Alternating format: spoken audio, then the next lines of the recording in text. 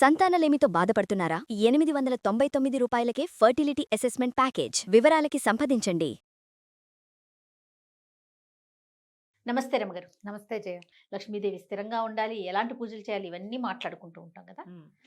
ఎలాంటి పూజలు చేయాలి అనేది మనం మాట్లాడుకుంటాం, కానీ ఏం చేయకూడదు, ఏం చేస్తే అమ్మకి కోపం వస్తుంది లక్ష్మీదేవికే. లక్ష్మీదేవికి మనం ఎలా ఉండాలి? ఈ లక్ష్మి అబండెన్స్, మనకి సమృద్ధి, ఇవన్నీ సాధారణంగా కర్మ సిద్ధాంతం ప్రకారం మనం మోసుకురావాల్సిందే జయ. మోసుకొస్తాం మన దారిద్ర్యాన్ని, ఐశ్వర్యాన్ని కూడా. కొంతమంది బార్న్ విత్ గోల్డెన్ స్పూన్, కొంతమంది ఎక్కడో పురిపాకల్లో పుడతారు. కొంతమంది అట్లా, కొంతమంది ఇట్లా పుట్టడం సహజంగా. వాడు ఏ కర్మ దుర్విపాకాన్ని మోసుకొచ్చుకుంటాడో దాని ప్రకారం వాడి పుటక. ఇది న్యాచురల్, దీంట్లో మార్పు లేదు అసలు. అయితే ఎదిగే కొందికి కొంతమంది బార్న్ విత్ గోల్డెన్ స్పూన్ అయినా కొన్నాళ్ళకి పాపర్లు అయిపోయిన వాళ్ళని చూస్తాం మనం. అవునండి. ఎవరో సంపన్నులుగా ఉండటానికి కంటిన్యూ అయ్యి అలాగే తరాల వెంబడి సంపన్నులుగా ఉండేవాళ్ళు కొంతమంది. అయితే సంపన్నుల ఇంట్లో పుట్టి కుమారరాజాలుగా పెరిగి చివరికి ఏమీ లేకుండా అయిపోయేవాళ్ళు. దాన్ని అయితే స్వయంకృతాపరాధం కొంత, కర్మ దుర్విపాకం కొంత. ఆ కర్మ వాళ్ళని లాక్కెళ్ళిపోతుంటుంది జయ, ఆ వైపుకి, దారిద్ర్యం వైపుకి లాక్కుపోతూ ఉంటుంది. ఎక్కడో ఒక చోట పగ్గాలు వేసుకుని ఆపుకోవాలి. ప్రతి వాడికి ఇట్లా కిందకి పడిపోయేవాడికి పగ్గాలు దొరుకుతూనే ఉంటాయి జయ. కానీ వీడు ఆగడబడి, బుద్ధి ఆగనివద్దు, బుద్ధి కర్మానుసారిని అంటారు. చాలా బలమైన జాతకం ఉన్నవాళ్ళు ఎవరైనా, చాలా బలమైన ఆత్మస్థైర్యం అవి ఉన్నవాళ్ళు ఎవరైనా, ఆత్మబలం ఉన్నవాళ్ళు పట్టుకోగలిగితే వాడిని అంత దారిద్ర్యం దిశగా వాళ్ళు వెళ్ళరు. ఏదో ఒక పుణ్యలేశం ఉన్నది, అప్పుడు చేసిందో ఇప్పుడు చేసిందో ఉంటే అందులోకి వెళ్ళిపోరు. అదే మనం చూడు, పూరి పాకల్లో చిన్న జీవితంలో వాకిట్లో వాసానికి కట్టిన ఉయ్యాలే వైభోగంగా పుట్టిన పిల్లలు, కోటీశ్వరులైన వాళ్ళని మనమే ఎంతమందినో చూస్తాం. అవునండి.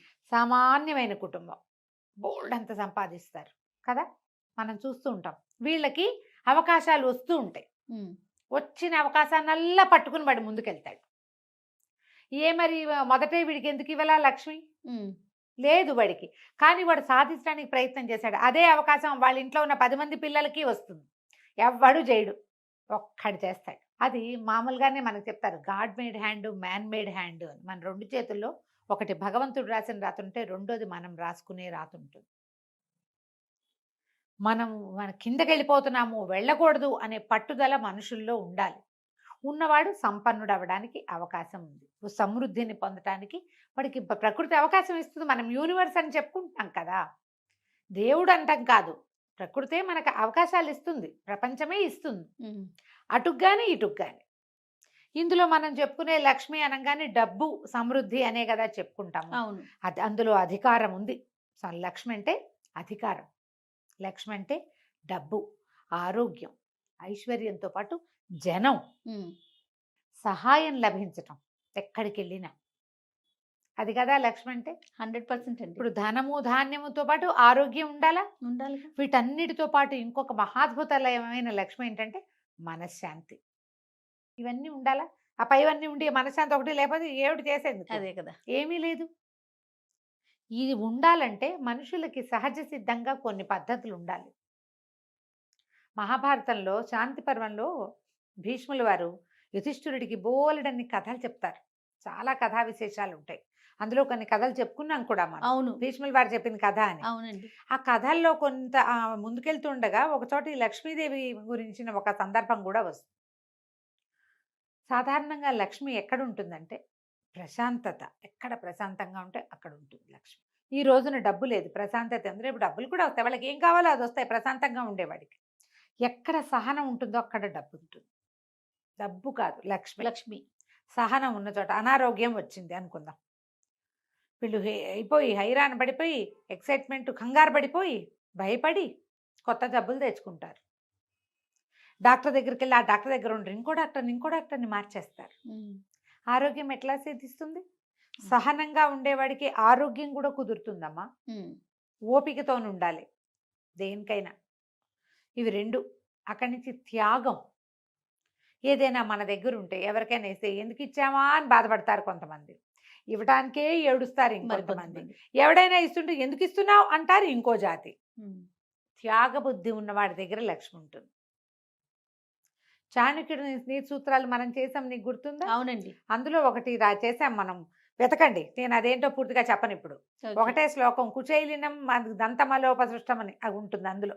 మురికి బట్టలు కట్టుకునే వాడి దగ్గర, పొద్దునే లేచి దంతధావనం చేసుకొని వాడి దగ్గర లక్ష్మీదేవి ఉండదు. కొంతమంది ఉంటారు అట్లా, బట్టలు అవే వేసుకుని బట్టలే వేసుకుని బట్టలే వేసుకుని. ఈ మంచి గుణాలలో శుభ్రత, ఎంత శుభ్రంగా ఉంటే ఇల్లు మనుషులు వాళ్ళకి లక్ష్మి వస్తుంది. అంటే మీరు మురికిగా ఉండకూడదు, ఏం ఉండకూడదు అని చెప్పాలి కదా మనం ఇప్పుడు. మురికిగా మీకు కోపం ఉండకూడదు, అసూయ ఉండకూడదు, ఏడుపు కొట్టుతనం, ఎవరైనా చూసి అబ్బా వీళ్ళకి ఎదుగుద్ది అలాంటి భావాలు ఉండకూడదు, మీకు అశుభ్రత ఉండకూడదు. శుచి శుభ్రత అన్నారు, అవి ఉండాలి. అవి లేకపోతే శుచి లేదు, శుభ్రత లేదు, లక్ష్మి లేదు. అదే అక్కడి నుంచి పోట్లాడే గుణం అది ఉండకూడదు. అన్నిటికీ పోట్లాడతారు, మీకు లక్ష్మి ఉండదు. అయితే మీ దగ్గర డబ్బులు ఉండడు. వాడు ఎవడో ఉన్నాడండి, వాడు పరమ కోపిష్టివాడు, అన్నిటికీ మీదకొస్తాడు పోట్ల గిత్తలగా, వాడి దగ్గర కోటాను కోట్ల డబ్బు ఉందంటే వాడికి డబ్బు ఒకటే కాదని చెప్పుకుంటున్నాంగా మనం. అంతేగా, వాడికి ఆరోగ్యం లేదో, మనశ్శాంతి లేదో, ఏం లేదో వాడికి, అయిన వాళ్ళు లేరు. అవును, అయిన వాళ్ళు లేకపోవడం కూడా దరిద్రమే కదా. అవునా? సహజంగా వ్యక్తుల ప్రవర్తనలోనే కొన్ని ఉండాలమ్మా. బ్యాడ్ హ్యాబిట్స్ ఉండకూడదు. ఇప్పుడంతా బ్యాడ్ హ్యాబిట్స్ ఉండటమే మన లక్షణం. అందరూ ఇప్పుడు తాగుబోతు, ఖరీదైన బాగా కోటాను కోట్ల సంపదలు ఉన్న వాళ్ళకు కూడా బ్యాడ్ హ్యాబిట్స్ ఉంటాయి, కనిపిస్తున్నాయి, చూస్తాం మనం. మనకి ఎప్పుడు ఒక ప్రశ్న వస్తుంది, వాడు అలా తాగి తిరుగుతాడు, లేదా తిరిగిపోతనమే ఉంది, ఏదో వ్యసనాలు ఉన్నాయి, వ్యసనాల పుట్టవాడు, వాడి వ్యాపారం మాత్రం ఎంత బాగుందో, ఎందుకుంది అట్లా అనిపిస్తుంది. మీరు చెప్పిన ప్రకారం ఉండకూడదు కదా. అవును అవును, వెంటనే కోపం వస్తుందమ్మా, ఇలాంటివి చెప్పంగానే ఒళ్ళు మండిపోతుంది. వాడు ఉన్నాడు మా ఫ్రెండ్ ఒకడు, వాడు కోటీశ్వరుడు కొడుకు, వాడికి లేని అవి లేవు, సకల కళాభిరాముడు వాడు అంటారు. సకల కళ వెళ్ళప్పుడు మరి వాడికి ఎందుకు ఉందండి అంటారు. వెంటనే పిల్లలకే కాదు జయ, పెద్దవాళ్ళ దగ్గర కూడా చూసాను నేను ఈ ప్రశ్న. మనం స్థిమితంగా ఉండకపోతే మన దగ్గర కూడా ఉండదు లక్ష్మి. నీకు వాడి దగ్గర డబ్బులు ఉన్నాయి అనుకుంటున్నావు అంతే, అదొకటేనా? మనం ఏం చెప్పుకున్నాం లిస్టు?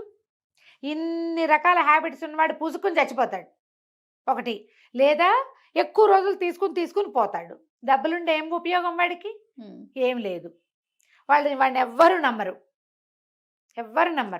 వాడిని ఎవ్వరు మంచిగా ప్రేమకతోని ఆశీర్వదించరు. ఏం సాధించినట్టు వాడు ఆ డబ్బులతోటి? మనం ఎప్పుడు ఏంటంటే మన దగ్గర డబ్బులు లేవు కాబట్టి డబ్బులు ఉన్న వాడి దగ్గర వాడి జీవితం అద్భుతంగా ఉందని నమ్ముతాం. మనం నమ్మి వాడికి ఎందుకుందా అని ఫీల్ అవుతాం. అది తప్పు, అది చేయకూడదు. మనం వాడు రాసుకొస్తాడు, రాసుకున్న ప్రకారం మోసుకుంటాడు అంతే. వాడు ఏం రాసుకొచ్చాడో రేకేసి పుట్టాడు చేతిలో. మనం చెప్పుకుంటాం కదా, ఎక్కడో సుడుంది వీడికన్నా. సుడిగాళ్ళు కొంతమంది ఉంటారు, చేతుల్లో రేకేసుకుని పుడతారు, మంచి గీత బ్రహ్మాండమైంది, ఇక్కడి నుంచి ఇక్కడ దాకా ఉంది ధనరేఖ అని చేస్తే వాడికి డబ్బులు ఉంటాయి. మిగిలిన ఉండకపోవచ్చు కదా. నువ్వు వెళ్ళి వాడి జీవితంలో తొంగి చూడు, వాడు ఏం హింస పడుతున్నాడో, ఏం బాధపడుతున్నాడో, ఏ బాధపడలేక ఈ అలవాట్ల చుట్టూ వాడు పరిగెడుతున్నాడో. కుటుంబ జీవితం లేదో, వాడికి 2 ముద్దలు అన్నం పూర్తిగా ఎక్కదేమో. అన్నం తినలేని బతుకు ఏం బతుకమ్మా, ఏం బతుకు చెప్పు? డబ్బులుండి ప్రయోజనం లేదు కదా. ఇలాంటి వాళ్ళ దగ్గర లక్ష్మి ఉండదు. మనము ఇప్పుడు వాళ్ళందరి బ్యాడ్ హ్యాబిట్స్ ఏమున్నా సరే, వాడి దగ్గర డబ్బు ఉందని భావించే వాడికి కూడా డబ్బులు ఉండవు. అలా ఆలోచించదు. లక్ష్మీదేవి క్లియర్గా చెప్పింది అక్కడ. శాంతి, ధృతి, క్షమ, ధైర్యము ఎవరి దగ్గర ఉండవో వాళ్ళ దగ్గర నేను ఉండను. త్యాగబుద్ధి లేని వాడి దగ్గర నేను ఉండను. మన సంతోషము, మనశ్శాంతి ఆభరణాలుగా ఉండేవాడికి నేను లభిస్తాను ఏదో ఒక రూపంలో అని చెప్పింది. అంటే డబ్బే కాదు, మనశ్శాంతిగా ఉండేవాడికి మరింత మనశ్శాంతిని ఇస్తుంది. కూల్గా ఉండేవాళ్ళు ఎప్పుడు కూల్గానే ఉంటారు అంతే. సరిగ్గా ఆలోచించండి. మనకి లేదని అనుకోవద్దు, వాడికి ఉందని అనకూడదు. వాడికి ఉంటే వాడికి ఉంది, మనకి లేకపోతే లేదు. దీనికోసం నీకేదో కావాలి, నువ్వు ప్రయత్నం చెయ్యి. మంచి మంచి శ్లోకాలని, ఉద్యోగినం పురుష సింహం ఉపైతి లక్ష్మి అని. ఎవరైతే ప్రయత్నశీలుడుగా ఉంటాడో వాడికి లక్ష్మీదేవి వరిస్తుంది. నీకు మీ ఇంట్లో అందరికీ అనారోగ్యాలు వస్తున్నాయి, మీరు మీ ఫుడ్ హ్యాబిట్స్ మార్చుకోండి, మీ పని వేళలు మార్చుకోండి, మీ నిద్ర పద్ధతులు మార్చుకోండి, ప్రయత్నం చేయండి, ఆరోగ్యం కుదుట పడుతుంది. కుదుట పడుతుంది. డబ్బులు లేవు, చిన్న పొన్న పనులు చేసుకుంటున్నారు, కొంచెం పైకి చదువుకోండి. ఎవడైనా ఒకరిని, మీరు నలుగురు కలిసి ఒకరిని చదివించండి, వాడు మిమ్మల్ని ముందుకు తీసుకెళ్తాడు. ఇవాళ రేపు అట్లా జరగట్లేదులే, పాత రోజుల్లో జరిగేవి. మనం కూడా ట్రై చేసుకోవాలి. ప్రయత్నశీలుడైన వాడిని లక్ష్మి వరిస్తుంది. ఈ రకంగా ఆలోచించండి. ఇప్పుడు రేపు పండగ రోజులు వస్తున్నాయి కదా, అవును. మనం ఇళ్ళు శుభ్రంగా ఉంచుకోవటం, మన ఇంట్లో కొట్లాటలు ఉండకూడదు, భర్తలతోటి పోరాడకూడదమ్మా, అత్తగారులను తిట్టిపోయటము. ఇంటికి పెద్ద ముత్తైదువు కదా అత్తగారు అంటే, మన ఇళ్ళకి మన అత్తగారులే కదా పెద్ద ముత్తైదులు. భర్తలు ఉంటే, భర్త ఉంటే పెద్ద ముత్తైదువు, మామగారు లేకపోతే పెద్ద దిక్కు, మన అత్తగారే మనకు పెద్ద దిక్కు. అంతే. వీళ్ళని చెడగొట్టద్దు, వాళ్ళని తిడితే మీ ఇంట్లో లక్ష్మీదేవి ఉండదు, మీకు కావాల్సింది మీకు అన్నీ లభించవు. వాళ్ళని బాగా చూసుకోండి, మీకు లభిస్తాయి. చుట్టుపక్కల వాళ్ళతో తగాదాలు పడద్దు, మీ ఇంటి చెత్త తీసుకెళ్ళి పక్కింట్లో బారేయకండి, ఇల్లు క్లీన్గా ఉంచుకోండి, మీరు ప్రశాంతంగా ఉండండి. ఏ సమయంలో అయినా సరే చటుక్కున కొత్త పూజ చేసుకునేటట్టు, ఎవరైనా మన ఇంటికి వస్తే వాళ్ళు వచ్చిన అరగంట దాకా మన ఇల్లు అడవిలాగానే ఉందనుకో, సర్దుతూ ఉన్నాం, అలా చేయొద్దు. ఎప్పుడు ఇల్లు క్లీన్గా ఉంచుకోండి.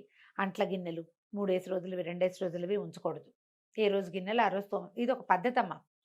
దేవుడి పాత్రలు ఏ రోజు ఆ రోజు తోముకోవాలి, మన అంట్ల గిన్నెలు ప్రతిరోజు తోమేసుకోవాలి.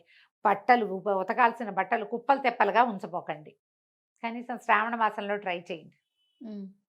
దుప్పట్లు అప్పుడెప్పుడో ఉతికినవి ఉంచద్దు. ఫ్రెష్ దుప్పట్లు పక్కలు ఫ్రెష్గా శుభ్రంగా ఉంచుకోండి. ఇల్లు క్లీన్గా ఉంచుకోండి, మీరు క్లీన్గా ఉండండి. లక్ష్మీదేవి వస్తుందమ్మా దానంతది. ముందు మీకు క్లెన్లీనెస్ అలవాటు అవుతుంది. ఈ నెలంతా చేస్తే అంతే కదా. ఈ నెలంతా శుభ్రంగా ఉన్నారనుకో, వచ్చే నెల ఆటోమేటిక్గా శుభ్రంగా ఉంటారు. ఓకే. ఇలా ప్రయత్నం చేయండి, లక్ష్మీదేవి మీ సొంతం అవుతుంది. తప్పకుండా రమ్మగారు. నమస్తే. నమస్తే.